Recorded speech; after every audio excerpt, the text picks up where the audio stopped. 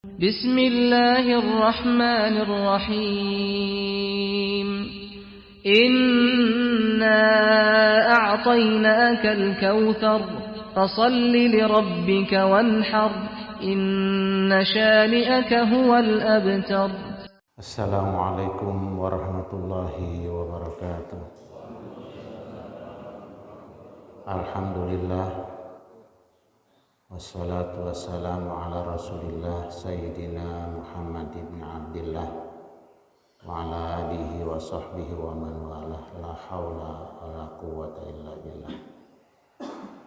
Rabbi shrah li sadri wa yassir li amri wahlul 'uqdatam min lisani yafqahu qawli, amma ba'du. Jamaah salat subuh yang dimuliakan Allah Subhanahu wa taala.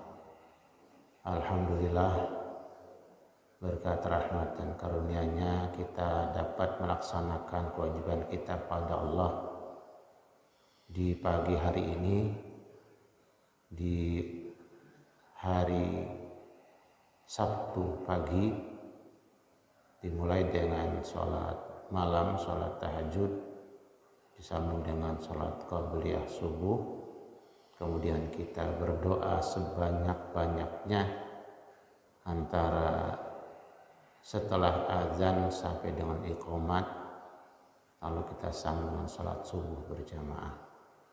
Ini nikmat yang tentunya sangat besar Allah berikan kepada kita. Tidak gampang, tidak mudah kalau bukan dengan izin Allah Subhanahu wa taala. Kemudian hari ini kita lanjut kajian kita masih tentang babu umuril iman wa qaulillahi ta'ala qad aflahal mu'minun. Kaitannya masih dengan kajian yang lalu, karena masih kita bahas firman Allah di surat Al-Baqarah. A'udzubillahi minasyaitonir rajim. Laisal birra an tuwallu wujuhakum qibalal masyriq wal maghrib walakinnal birra man amana billahi wal yaumil akhir wal malaikati wal kitabi wan nabiyyin wa atal ma'ala ala hubbihi dawil qurba wal yatama wal masakin wa bis sabil wasailina wa birriqab wa qamas salata wa ataz zakah wal mufuna bi ahdihim idza ahadu was sabirina fil ba'sa wad dharra wa hinal ba's ulaika alladzina sadaqu wa ulaika humul muttaqun. Pekan yang lalu sudah sampai pembahasan wa ataz zakah. Kebaikan albir, kebaikan yang paripurna adalah kebaikan yang memang dilakukan dengan tahapan-tahapan yang kita sampaikan kemarin. Jadi orang ingin mendapatkan kebaikan yang paripurna dan maksimal, dia harus beriman kepada Allah, beriman dengan hari kiamat, beriman dengan para malaikat Allah, beriman dengan kitab Allah, beriman dengan para nabi. Kemudian berikutnya itu tadi adalah kerjaan hati. Yang berikutnya kerjaan kita punya anggota badan wa atal mal ala hubbi. Kemudian yang berikutnya orang yang paripurna kebaikannya, dia memberikan hartanya dengan sukarela kepada keluarga, kepada anak-anak yatim, kepada orang-orang miskin, kepada para pelajar. Ibnu Sabil saya menerjemahkan kepada para pelajar. Jadi jangan sampai ada satupun anak bangsa yang tidak bisa belajar dengan alasan biaya. Harus semuanya bisa belajar, dan tidak ada alasan mereka tidak bisa belajar kecuali memang kondisi fisik tertentu yang mereka tidak bisa belajar. Tidak boleh alasan biaya. Karena negara berkewajiban untuk mencerdaskan kehidupan anak-anak bangsa, khususnya para pemuda. Wasailin, dan orang yang memberikan hartanya dengan sukarela kepada para peminta, ya. Ini adalah orang yang sudah terpaksa dia minta, wajahnya itu sudah hilang malunya. Dia kena terpaksa maka dia minta. Yakini kita ikhlaskan apapun kondisinya, kalau sudah minta kita berikan. Kalau tidak bisa memberikan, paling tidak dengan senyum dan kata-kata yang indah. Wa firriqab, dan orang-orang yang sempurna dan prima kebaikannya adalah orang-orang yang membebaskan perbudakan. Jangan sampai anak bangsa menjadi budak di negaranya sendiri, terhina dan dina di negaranya sendiri. Toh kalaupun terpaksa keluar negeri, mereka tidak boleh berangkat tanpa bekal ilmu pengetahuan yang tinggi, karena kalau tidak mereka akan diperlakukan dengan sangat menyakitkan. Tapi dengan tenaga ahli dan tenaga yang profesional, ilmu mereka tinggi, mereka dikawal oleh keamanan yang sangat ketat. Tahun 80-an sampai 90-an anak-anak bangsa mendapat kehormatan untuk mengelola telekomunikasi di Arab Saudi. Luar biasa dahsyatnya, mereka dimanjakan dan mereka dibanggakan oleh pemerintah kerajaan Arab Saudi. Kenapa? Karena ilmu mereka yang sangat mumpuni dan luar biasa dikawal dan diberikan keamanan, diberikan jaminan, dan diberikan berbagai macam fasilitas untuk mereka di sana. Apa sebabnya? Adalah orang-orang yang terampil, yang orang-orang yang berpengetahuan, yang kita kirim untuk menjaga prestise dan nama baik bangsa dan negara. Wa aqamas shalah, kemudian orang-orang yang prima kebaikannya, yang maksimal baiknya, dia di samping urutan yang kita sebutkan di atas, dia harus juga menegakkan salat. Panjang lebar sudah kita jelaskan. Wa zakat, kemudian orang itu juga kalau mau prima kebaikannya, dia harus memberikan zakat. Zakat sudah kita bahas, walaupun belum merinci, paling tidak sudah sekian persen kita angkat. Wal mufuna bi'adihim idza ahadu. Ini yang baru, yang sampai pada ayat ini, kalimat ini kita akan bahas. Wal mufuna bi'ahdihim idza ahadu. Orang-orang yang menepati janjinya apabila mereka berjanji. Ini berat. Biasanya adalah orang-orang yang memang punya kesempatan untuk menjadi para pejabat, penguasa, pemimpin. Seberapapun kepemimpinan mereka itu dengan perjanjian. Nah, orang-orang yang memang menepati janji-janji mereka, ini mereka adalah orang-orang yang berkualitas dan punya keimanan yang tinggi kepada Allah, kepada hari kiamat, kepada para malaikat Allah, ya.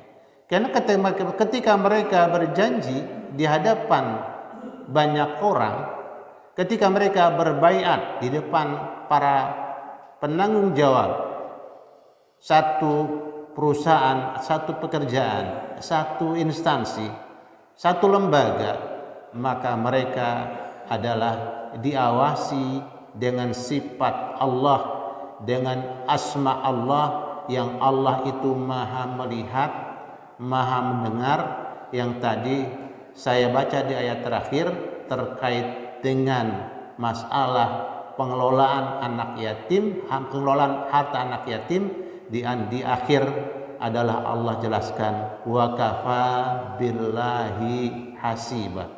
Hati-hati wahai saudara-saudara yang dititipkan pengelolaan harta anak yatim, hati-hati dari mulai pamannya, ya, adiknya, kakaknya, bibinya, dan seterusnya. Itu ada ayat Allah di atas ketika sebelumnya dijelaskan wabtalul yatama hatta idza balagun nikah, di ujung diakhirin wa kafa billahi hasiba. Ingat, jangan main-main. Allah begitu detail, begitu teliti perhitungannya. Allah begitu sangat-sangat rinci ya hitungannya. Jadi jangan main-main. Nah, tentunya mereka yang berjanji kepada Allah, kepada Rasulnya, kepada masyarakat, kepada umat, kepada bangsa dan kepada negara, itu disaksikan oleh Allah yang sangat rinci perhitungannya, yang sangat detail pengawasannya, yang sangat mengetahui baik dalam kondisi rame-rame ataupun dalam kondisi sendirian, baik dalam suasana yang terang ataupun suasana yang gelap. Di tempat yang orang tidak banyak kenal, Allah begitu maha tahu. Allah maha menghitung semua. Nah, dengan keyakinan itu maka dia tidak mudah-mudah menyalahi janjinya. Kan banyak betul sekarang di zaman sekarang ini banyak orang berjanji A, B, C, D. Tetapi pelaksanaannya nyaris tidak ada. Kalaupun ada, kadang-kadang basa-basi, berbahaya. Itu pertanda orang itu adalah tidak beriman kepada Allah. Tidak beriman kepada hari kiamat. Kenapa? Kalau dia memang beriman kepada hari kiamat, tidak mungkin dia tidak menepati janjinya. Karena hari kiamat itu apa? Yaumul jazain adilin, yaitu hari pembalasan yang sangat adil.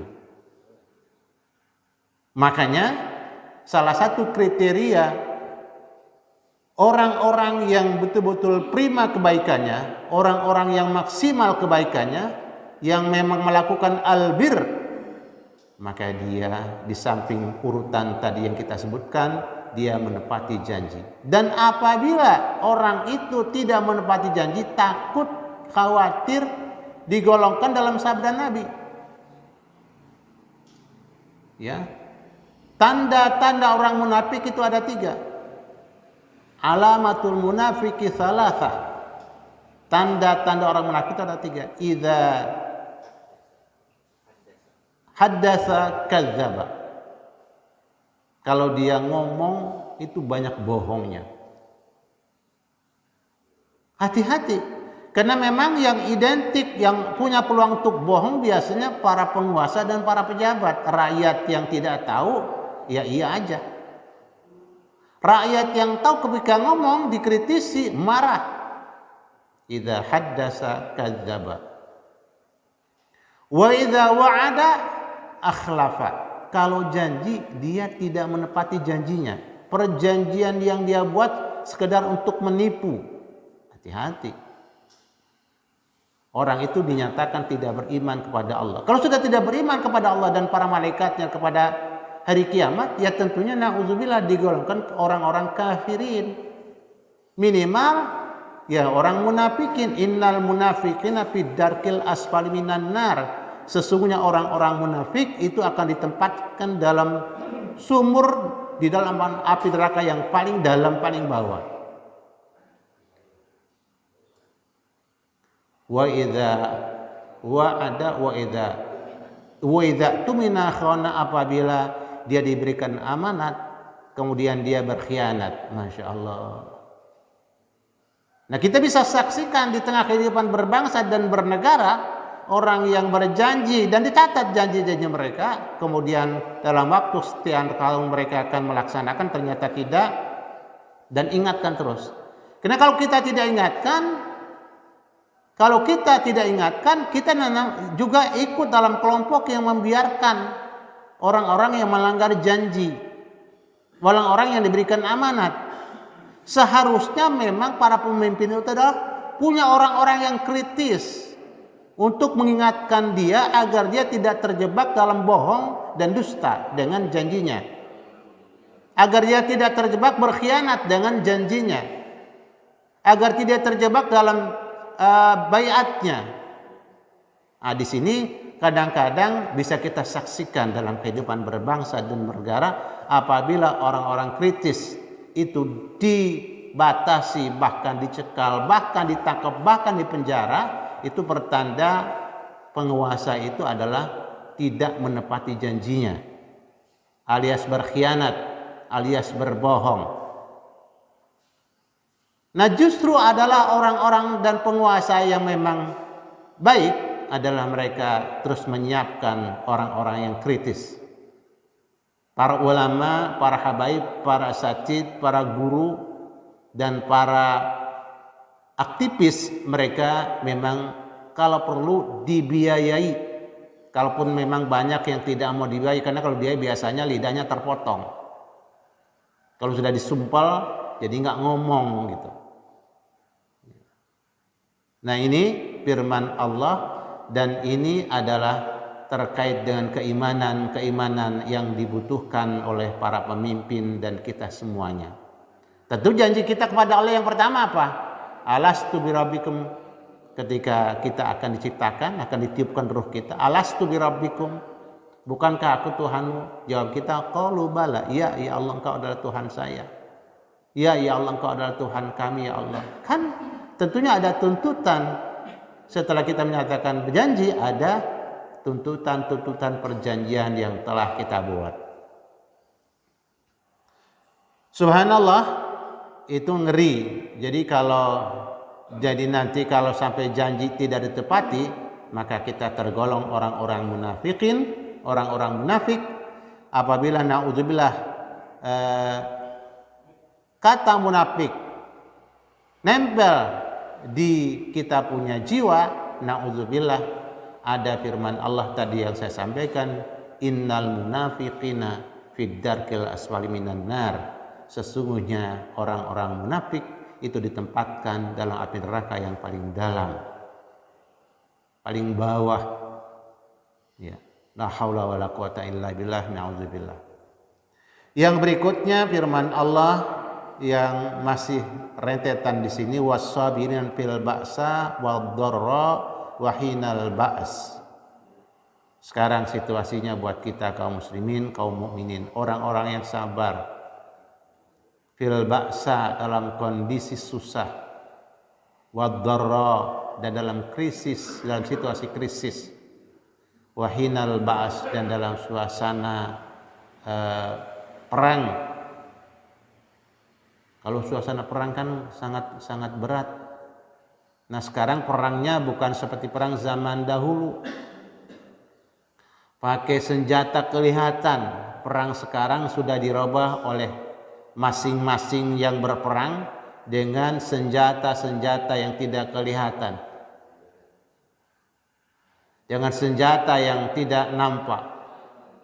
Dan sekarang ada istilah proxy war, ada istilah perang biologi, ya, perang biologi. Itu Pak, senjata biologi lebih membahayakan daripada senjata-senjata yang kelihatan besar, gagah. Karena perang biologi itu adalah perang virus, perang kuman dan bakteri. Begitu virus dan kuman disemprotkan atau ditebar, maka virus itu akan hidup dan menyerang orang di mana-mana. Dan ini kita harus punya antisipasi untuk membasmi virusnya. Pertama, yang utama adalah jangan lupa beriman kepada Allah. Ya, dengan beriman kepada Allah, dan kita punya ayat kursi yang kita baca setiap sore dan pagi, ada di wiridan kita. Ya.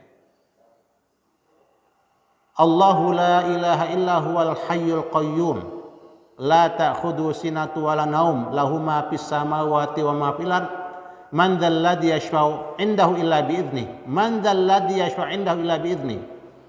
Tidak ada orang yang bisa membahayakan, tidak ada orang yang bisa memberikan rekomendasi untuk sesuatu kecuali dengan izin Allah Subhanahu wa taala. Yakini itu pertama, bahwa apapun yang terjadi adalah dengan kehendak Allah, dan kita minta kepada Allah. Salah satu doa kita, dalam doa Allah mahdina fiman hadait wa afina fiman afait wa tawallana fiman tawallait wa barik lana fima atait wa qina syarra ma qadait wa qina syarra ma qadait. Ya Allah, lindungi kami dari kejahatan yang telah Engkau tentukan dan Engkau putuskan. Nah, dengan demikian makanya kita enjoy aja. Oh, ada Allah yang Maha Kuasa, ada Allah yang Maha Diraja, ada Allah yang Maha Melindungi, ada Allah yang Maha memberikan pertolongan. Kita pertama itu harus yakin dan yakin, mantap dan mantap. Kalau tidak kita bisa jadi orang ketakutan terus kemana-mana, nggak bisa keluar akhirnya. Terus ngumpet tambah salah. Ya, kena sinar matahari tambah salah, ngumpet aja. Allahu Akbar. Yang berikutnya menghadapi perangan di situasi sekarang ini tentunya kita bertawakal. Tadi sudah beriman terus bertawakal. Bertawakal itu apa? Gak bisa diterjemahkan nyerah, enggak. Ngalah, bukan. Tawakal itu ada dua komponennya. Pertama al-ikhtiyar, yang kedua ad-du'a. Boleh dibalik, pertama ad-du'a, yang kedua al-ikhtiyar. Berdoa tadi adalah memang aplikasi dari kita beriman kepada Allah. Kita minta kepada Allah perlindungannya, penjagaannya, pemeliharaannya, pertolongannya. Kita minta kepada Allah. Subhanallah. Nah, di sini dengan kita bertawakal, maka kita juga tidak sembrono. Nah, udah berdoa, kita berikhtiar, berusaha. Kita ikuti para ahli tentang virus, tentang bakteri, tentang kuman. Kita ikuti para dokter yang amanah. Nanti dokter itu ada dua kelompok, Pak. Ada kelompok yang amanah, ada kelompok yang darwis. Saya sudah sampaikan di sini. Dokter darwis itu dokter yang mau darwis. Ya. Pasien gak dipikir mati, terserah lu aja. Gitu. Itu dokter darwis. Hati-hati. Nah, dokter yang amanah ya tentunya dia akan memberikan info yang amanah kepada kita, tidak nakut-nakuti. Kalau bidan yang amanah itu enggak menakut-nakuti. Bidan yang amanah itu enggak nanya macam-macam. Ibu mau melahirkan, Bu? Iya, Masya Allah. Ibu, saya mah enggak bisa bantuin apa-apa. Saya mah tidak bisa berbuat apa-apa. Yang bisa membantu ibu adalah Allah Subhanahu wa Ta'ala. Yakini yang menjadikan janin dalam perut ibu adalah Allah. Insya Allah Allah yang akan membantu. Bukan ditanya, ibu usianya berapa? 50. Ibu udah 50 tahun masih hamil baik. Anak yang berapa, Bu? Anak yang 8. Kayak kucing aja, Bu. Dimarah-marahi. Orang mau melahirkan dimarah-marahi. Tenangkan. Usap-usap keningnya, perutnya usap-usap. Biar nanti dia konsentrasi urat sarafnya tidak ada yang tegang. Ya, kalau tegang kan ujung-ujungnya bermasalah lagi. Nah, ini subhanallah berikhtiar. Perang di zaman sekarang ya tentunya kita tidak boleh menantang musuh dan berhadapan dengan musuh. Kalau ada musuh lari. Ya. Menghindar dari musuh, jangan ditantang musuh itu. Nah, salah satunya virus atau bakteri dan kuman yang bisa saja bertebaran, ya kita pakailah dari tawakal tadi, udah berdoa ya Allah lindungi saya, jaga saya, terus pakailah masker. Cucilah tangan. Kemudian agak sedikit jangan pada bergurumul, agak sedikit kasih jarak. Kenapa? Itu bentuk ikhtiar. Karena itu memang Al-Quran mengajarkan demikian. Untuk itu kita tidak panik dan kita juga tidak harus apa ini, enggak, biasa-biasa aja. Nah, ini wahinal ba's, ketika perang berkecamuk mau bagaimana? Apa kita mau tiduran aja? Enggak mungkin lah. Justru perang sekarang sudah berkecamuk kita masih tiduran, kan lucu. Ya, tentunya nanti ikhtiar itu nanti banyak senjata yang nanti bisa memukul balik itu virus. Ya bisa jadi dengan cuman setetes sari dari jahe, ya dari minyak kayu putih dan seterusnya, itu bentuk-bentuk namanya ikhtiar kita. Kemudian tentunya ya sekali lagi kita ikuti protokol kesehatan, jangan sampai kita menantang aturan-aturan yang memang profesional. Yang berikutnya Allah sifati ulaikal ladzina shadaku. Semua yang disebutkan dari depan sampai di sini itulah mereka orang-orang yang jujur, orang-orang yang benar, orang-orang yang amanah. Ya. Wa ulaika humul muttaqun, dan mereka itulah orang-orang yang disiplin. Tidak mungkin disiplin tanpa iman, nggak mungkin. Bohong itu mereka, pasti berbohong. Ya.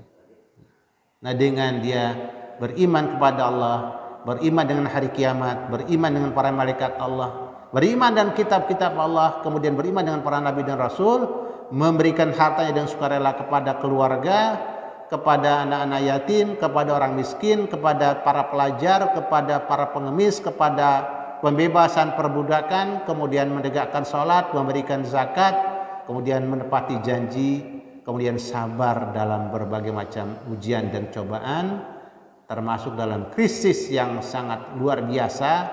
Mereka itu adalah orang-orang yang jujur, orang-orang yang amanah, orang-orang yang perlu kita pilih, dan itu tentunya membentuk kader, membentuk anak bangsa yang kayak gitu perlu perjuangan dan perlu dana operasional yang tinggi dari kita semuanya.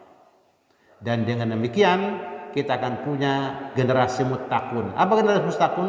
Adalah generasi yang disiplin, yang mumpuni, luar biasa. Ya, luar biasa, dia sangat berkualitas. Dan itulah terjadi pada zaman Umar bin Abdul Aziz, seorang khalifah, seorang pemimpin yang dahsyat, memimpin satu benua Afrika yang sekarang menjadi sekian puluh negara di benua Afrika. Dia pimpin sendiri. Di benak kita kan kalau Afrika itu adalah identik dengan berantem, identik dengan kelaparan, identik dengan kebodohan yang menebar, yang tersebar. Pada zaman Umar bin Abdul Aziz, seorang pemimpin yang dengan kriteria ayat ini luar biasa. Nggak lama dia memimpin negara atau benua Afrika itu, dalam waktu 2 tahun rakyat Afrika tidak mau menerima harta zakat yang diberikan oleh panitia. Pada kembalikan semua ke panitia. Emang kenapa? Strata ekonomi mereka naik begitu cepat dalam waktu 2 tahun. Kenapa? Amanah. Janji-janji yang memang baiat yang diucapkan oleh Umar bin Abdul Aziz di tengah-tengah parlemen, di tengah-tengah para rakyat, luar biasa ditepati.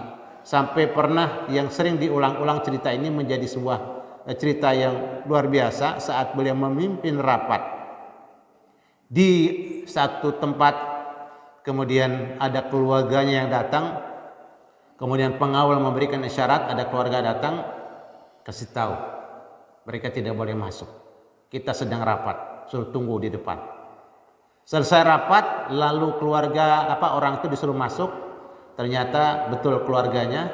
Ditanya oleh Umar bin Abdul Aziz, mau apa sih? Kami lagi rapat kok, serius banget datang. Bicara apa? Masalah negara apa masalah keluarga? Masalah keluarga, Tuhan. Masalah keluarga. Umar bin Abdul Aziz, serius ini, sangat serius. Oh iya, nggak apa-apa. Di sini kita bicara sedikit. Tolong petugas lampu matikan. Lampu matikan semua. Loh, saudaranya kaget. Loh, kok gelap? Kok dimatikan? Loh, kamu bilang kan tadi bicara masalah keluarga. Kalau bicara keluarga yang maulah ada sinar dan lampunya ya di rumah. Ini lampu bukan saya yang bayar negara. Dahsyat kan? Sampai seperti itu. Sebatas sinar lampu yang kelihatannya sepele, oleh beliau sangat-sangat apik. Bukan saya yang bayar adalah negara. Kalau di rumah kita yang bayar, kita pakai. Kalau di sini tidak boleh kita pakai atas nama keluarga. Lah sekarang luar biasa. Nah dari situlah makanya tidak pernah bisa selesai urusan utang piutang. Umar bin Abdul Aziz, krisis multidimensi terjadi di Afrika luar biasa. Rakyat kan kalau sudah ekonomi itu naik stratanya, rakyat itu sejahtera dan tenang, ya sudah. Mereka tidak macam-macam, tidak ada yang macam-macam, aman. Kenapa mereka kadang-kadang pada berantem? Ya rebutan, aman. Nah ini subhanallah, muttaqun, kita punya generasi yang beriman. Ini adalah perjuangan pendidikan yang sangat sulit menanamkan dan mencetak muttaqun, generasi yang soleh dan salehah, generasi yang muttaqun dan muttaqin itu sangat sulit. Ya, karena di samping kita udah susah, kemudian operasionalnya sangat minim, biaya operasional ditambah lagi belum virus dan hama yang mengganggu luar biasa. Kiri kanan udah dipoles rapi-rapi, keluar disemprot lagi dengan virus yang merusak akhlak mereka. Allahu Akbar. Kemudian disambung ayat berikutnya di surat Al-Mu'minun ayat 1 sampai dengan ayat 11. Qad aflahal mu'minun, benar-benar beruntung, sukses besar orang-orang yang beriman. Itu tentunya punya akidah yang mantap, imannya luar biasa. Ya. Nah, terus dijelaskan oleh ayat berikutnya yang bagaimana alladzina hum fi sholatim khashi'un. Mereka yang beruntung, orang yang beriman yang beruntung adalah orang-orang yang sholatnya khusyuk. Gimana supaya sholat kita khusyuk? Pertama, kemarin dijelaskan wa aqamas sholat. Ya, supaya nilai khusyuk bisa kita dapatkan, aqamas sholat, aqimis sholat. Jangan sholatlah kamu, tapi tegakkan sholat, dirikan sholat. Nah, kita sholatnya berjamaah, insya Allah nilai khusyuk akan kita dapatkan. Kalaupun tidak, ada satu yang khusyuk, kita kebawa semuanya. Di situ rahasianya khusyuk. Ya. Jadi nanti kita berjamaah, kemudian syarat rukun dan sunnah-sunnahnya kita jaga, insya Allah sholat kita khusyuk. Kalau udah khusyuk, akan membentengi jiwa kita, diri kita, kita semuanya dari berbagai macam perbuatan yang keji dan mungkar. Yang kedua, walladzina 'anil lagwi mu'ridun. Orang yang beriman yang bagaimana, yang sukses besar adalah mereka yang selalu menghindar dari hal-hal yang tidak ada artinya, dari hal-hal yang tidak ada gunanya, dari lagu-lagu yang membuat terlena, dari lagu-lagu yang membuat kita membuang-buang waktu. Sengaja oleh mereka dibombardir lewat berbagai macam saluran agar kita terus mendengarkan lagu-lagu. Hati-hati. Walladzina liz zakati fa'ilun. Kemudian orang yang beriman yang bagaimana, yang sukses besar adalah mereka yang memang selalu menunaikan zakat hartanya. Kemarin sudah saya jelaskan supaya nggak susah dari rezeki yang kita dapat, dan kita rata-rata orang kota, bukan lagi orang daerah. Kalau orang daerah kan ada tani. Kita adalah orang-orang perkotaan yang uang yang kita dapatkan setiap jasa yang kita berikan, baik tenaga, pikiran dan seterusnya, setiap uang yang kita dapatkan ambil 2,5%, 1.250 perak, 25 perak. Ya, 10.250 perak keluarkan. 100.000, 2.500 keluarkan. Siapkan kotak zakat di rumah masing-masing. Setelah 1 minggu kalau banyak bisa diantar ke Masjid Baitur Rahman. Setelah 1 tahun kalau banyak bisa untuk membiayai 1 anak di pondok pesantren. 1 anak. Kita mulai dari 1 RT saja atau 1 jamaah masjid saja, insya Allah nggak teriak-teriak terus kita tuh pasang keramik. 2,5%, ayo sepakat semua. Bu, tolong nih uang tadi ada 1 juta, keluarkan 25 juta. 25 juta. 25.000. 25.000. Jadi nanti bersih tuh uang. Kalau udah bersih tinggal diasam garamin, terus digoreng. Habis digoreng nikmati dengan nasi putih, sambal, lalapan. Bukan main, mantap dah. Karena setiap rezeki yang kita dapat, saya sering menggambarkan 100.000 sampai dengan 1 ekor ayam. Mau dimakan semua 1 ekor ayam? Sering saya ulang-ulang. 200.000 sampai dengan 1 ekor ayam jago. Mau dimakan semua? Enggak, dipotong dulu. Buang darahnya, habis buang darahnya bersihkan bulunya. Habis bersihkan bulunya kemudian keluarkan jeroan yang memang ada kotorannya. Lalu setelah itu bersihkan rapi, baru asam garami, kemudian tunggu sesaat, setelah itu baru dimasak. Setelah dimasak rapi lalu kita sajikan. Begitulah uang dan rezeki yang kita dapatkan. Jadi kalau sudah kita mengerjakan zakat, maka iman kita, maka kita akan pada sukses besar. Kenapa tidak? Karena kenyamanan, ketentraman, keamanan akan terwujud. Kenapa nggak terwujud? Ya karena nggak linmas itu nggak digaji. Kalaupun digaji dikit bener, linmas itu digaji. Dari mana? Ya dari sini. Dari zakat yang kita kumpulkan. Biar dia nanti kita motivasi dengan insentif yang tinggi untuk menegur anak-anak yang pada nongkrong-nongkrong, pakai kumis yang tebal, pakai cincin yang gede, gelang bahar yang tebal. Pulang. Kan begitu. Lah kalau nggak dikasih insentif, suruh tergas kagak bisa dia. Nggak bisa kasih insentif. Kenapa emang mereka bisa tegas? Ya ada insentifnya, ada pahalanya, ada pahala dua macam pahala. Ada pahala dunia, ada pahala akhirat. Pahala dunia perlu. Rabbana atina fid dunya hasanah wa fil akhirati hasanah. Lah dunia dulu mereka kasih insentif. Nah nanti akan tentram kan, akan aman kan, nggak ada lagi anak-anak yang macam-macam. Pak, nanti diberikan arahan oleh RT-nya. Wah, strategis mana? Ini tinggal pembenahan aja. Tatanannya sudah bagus. Ada RT, ada RW, ada kelurahan, sampai dengan provinsi, ada gubernur dan sampai dengan ada presiden.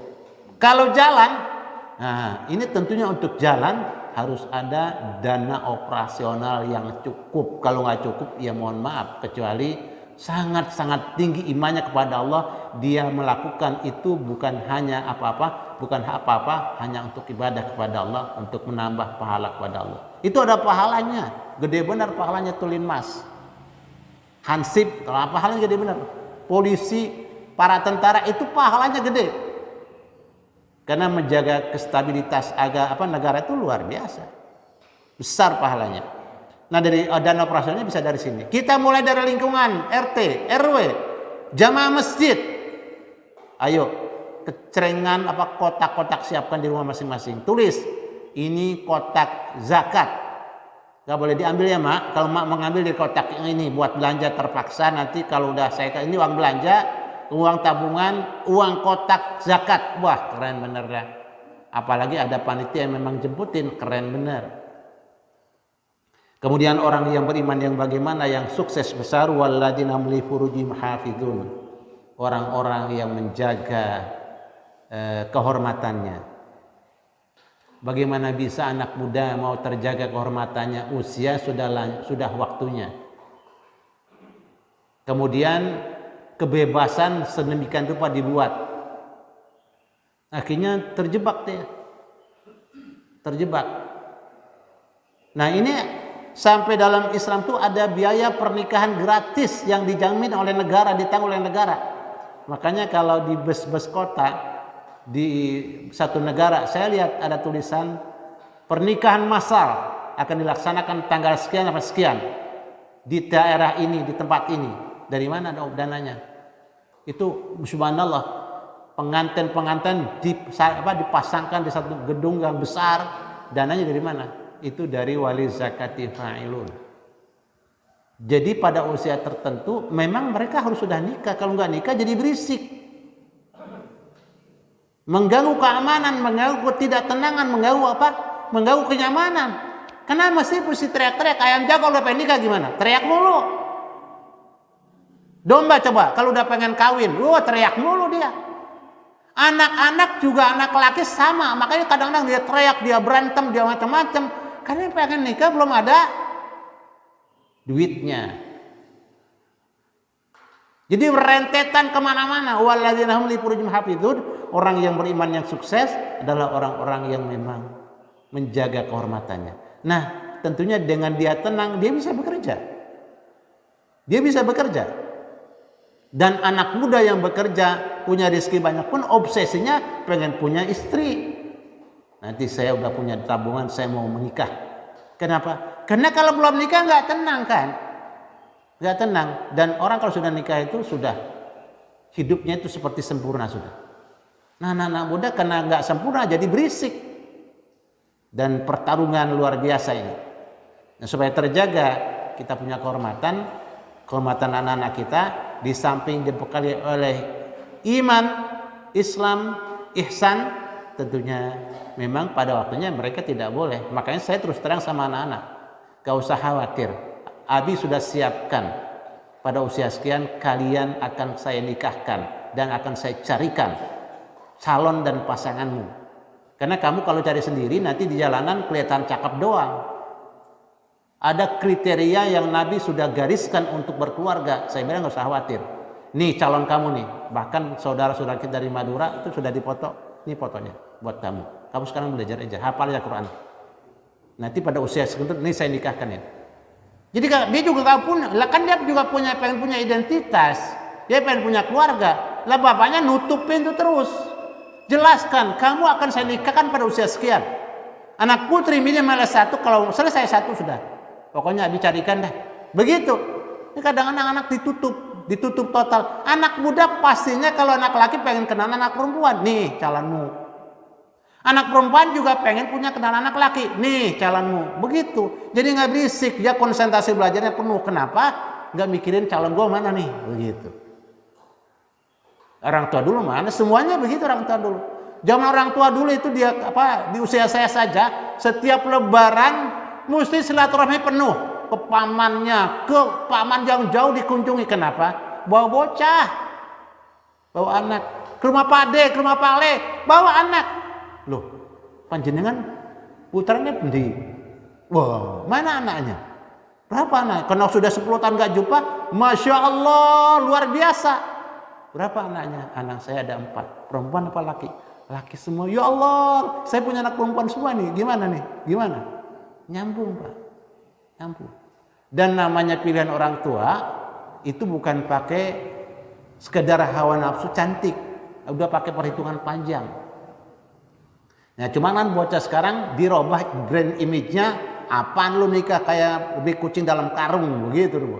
Digeledekin aja, dilecehkan saya habis lah. Tapi di Aceh di sebagian wilayah masih tetap menjaga seperti itu.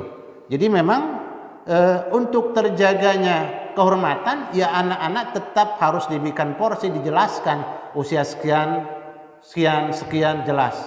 Kalau anak laki minimal 25 tahun, jangan macam-macam nak. Kalau usia 20 tamat SMA kamu kerja 5 tahun untuk usia 25 tahun dapat untuk mas kawin dapat. Semurah-murahnya di bengkel 1 juta. Berarti kalau 5 tahun berarti sudah 60 juta lebih dapat duit mau nikah kamu dapat. Kamu puasa dah. Puasa jangan macam-macam sama anak perempuan, jangan semacam-macam main panggil, jangan macam-macam main bonceng. Nanti kamu nggak puasa. Kalau nggak puasa azan maghrib berkumandang enak, seneng? Nggak seneng. Nah kalau azan maghrib berkumandang bagi orang yang berpuasa, masya Allah, gimana ya kegembiraan yang luar biasa.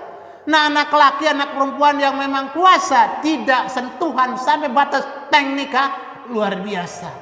Kesenggol aja kayak dunia semuanya itu milik dia. Tapi naudzubillah kalau sudah terus gowo sono gowo sini, gonceng sono gonceng sini, ya opo jadinya? Koslet. Kalau udah koslet kebakar, kalau udah kebakar angus, nggak ada artinya. Itu luar biasa. Walladzina hum lifurujihim hafizun. Jaga kehormatan kita, jaga kehormatan anak-anak kita, jelaskan, jangan ditutup pintunya, buka. Nih, usia sekian kamu jangan macam-macam udah. Habis siapkan. Kalau nggak punya duit kamu habis siapkan. Mudah-mudahan kamu bisa sendiri cari duit. Wah keren, wah langsung kerja dia, semangat banget nabung dia. Wah ini calon saya ini udah siap. Wah bukan main, itu anak-anak kita. Ini kadang-kadang jangan lo. Wah enggak, ajak dialog, udah tamat SMA. Bahkan kelas 3 SMA ajak ngomong aja udah. Nah jangan khawatir lah, Bapak udah siapin. Hafizah, apa muta'alimah doang. Hafizah banyak banget. Ya di Sragen, ya, kemudian di Jogja, di Ngawi, kemudian di Bandung, di Surabaya, di Sumatera. Masya Allah banyak banget anak-anak cantik, soleha, masih lugutan kayak bambu lugutan. Nah, lugutnya pada habis sudah, digesek-gesek terus, habis, jangan nggak gatal. Begitu. Nah ini kita harus jelaskan pada anak-anak kita juga. Walladzina hum lifurujihim hafizun, kehormatan harus dijaga. Karena kalau sudah puasa, masya Allah dia selamanya berkeluarga dengan indah. Tapi kalau nggak puasa begitu nikah berantem. Ya emang udah lama. Illa ala azwajim aw ma malakat aymanuhum ghairu malum fa innahum ghairu malumin. Nah, kecuali ya salurannya kepada istri mereka, ya kepada suami mereka, tentunya itu adalah yang memang bahkan bernilai pahala, bernilai ibadah. Kemudian paman ibtaqa wara dzalika faulaika muladun. Siapa yang memang mencari atau mau menyalurkan hawa nafsunya bukan kepada perempuan istrinya, atau dibalik bukan kepada suami bukan kepada suaminya, perempuan sama perempuan, laki sama laki, itu Al-Quran melarang, tidak boleh. Faulaika humul adun, mereka itu adalah orang-orang yang melampaui batas, itu grupnya LGBT, tidak boleh. Ini ada usaha-usaha untuk mengesahkan undang-undang tentang LGBT. Kan lucu ini. Ya kalau laki-laki sama laki-laki nanti gimana? Kan belum nanti musibah yang berturut-turut. Kan Lut itu karena memang ulah mereka dibalik buminya, dibalik negaranya, bawah jadi atas, atas jadi bawah. Nah, musibah dan bencana salah satunya adalah ulah perbuatan dosa-dosa besar. Salah satu dosa besar adalah perlakuan hubungan laki-laki dengan laki-laki, perempuan dengan perempuan. Itulah grupnya LGBT yang subhanallah ada sekelompok orang yang membela agar dia diberikan hak. Ya hak hidup bisa silakan aja, tetapi kalau sampai disahkan sebagai undang-undang laki-laki boleh nikah, itu sudah melampaui batas. Kalau udah melampaui batas, kita jalan di pagar, ada galengan situ, kita lewat di galengan, kecebur. Ada dermaga, itu ada batas, ya kita tabrak, kan akan cebur ke laut. Nah, orang-orang yang melampaui batas dia akan pernah mendapatkan kebahagiaan hidup. Laki-laki fitrahnya sama perempuan, kalau mau bahagia, perempuan mestinya pada laki kalau dia mau senang. Kalau dibalik ya nggak akan bisa, dipaksa bisa, tetapi tidak akan pernah mendatangkan manfaat dan tidak akan pernah mendatangkan bahagia, justru malah petaka yang sangat berbahaya. Walladzina mali amanatihim ahadihim raun, yang berikutnya orang yang beriman yang beruntung, dan kriteria yang urutan yang di atas yang berikutnya adalah apabila mereka diberikan amanat dan berjanji, mereka jaga amanat dan janji mereka tersebut.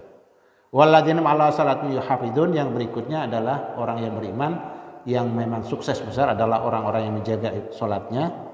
Ulaika humul warithun alladzina yarithunal firdausa hum fiha khalidun. Sukses besar luar biasa dengan tadi urutannya, maka kita akan menikmati surga firdaus yang penuh dengan kenikmatan dan kebahagiaan hakiki. Itulah bab ketiga dari Umurul Iman wa qaulillahi ta'ala qad aflahal mu'minun ila akhirih, dan tuntas di bab ketiga ini insyaallah. Pekan berikutnya kita akan sambung hadis nomor 9 dari Kitabul Iman yang disusun oleh disyarah oleh Imam Ibnu Hajar Al-Asqalani. Ada pertanyaan dipersilakan, tidak ada akan segera kita tutup.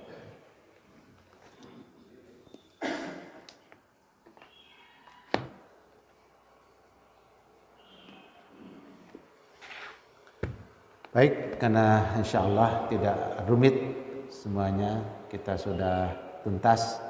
Kita sambung lagi nanti pekan berikutnya. Dan ingat, persiapan puasa tinggal sebentar lagi, 2 bulan kurang ya. Jadi Bapak Ibu, tadi malam sudah malam tanggal 1 Rajab, hari ini tanggal 1 Rajab Sya'ban, 2 bulan. Jadi 2 bulan lagi kita akan berpuasa.